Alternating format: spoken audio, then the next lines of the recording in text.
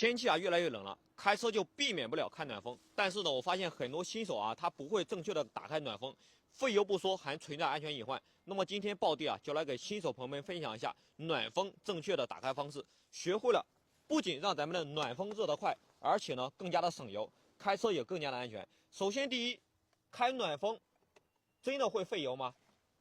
答案：暖风不会费油，但是呢，注意正确的方法。因为汽车的暖风的热量是来自于发动机所产生的热量。现在暴弟啊，打开这个引擎盖给大家看一下。很多老铁他不知道暖风来自于哪里，或者说开车的时候他总是喜欢打开这个 AC， 对不对 ？AC 它是制冷用的。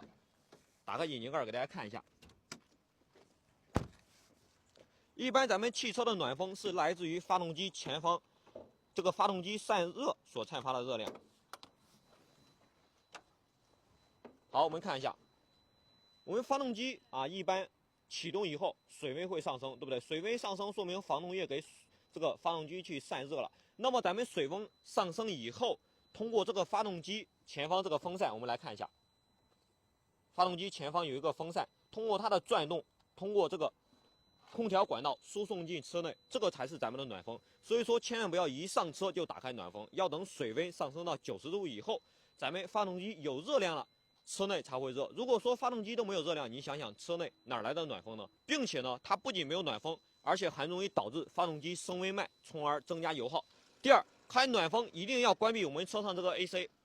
现在暴弟给大家看一下啊，因为 AC 呢它是制冷用的，我们到这儿来看一下。很多老铁开制冷的时候啊，制暖的时候喜欢打开这个 AC 它是不参与咱们空调制暖的。刚才暴弟给大家说了 ，AC 它是压缩机，是用来制冷用的。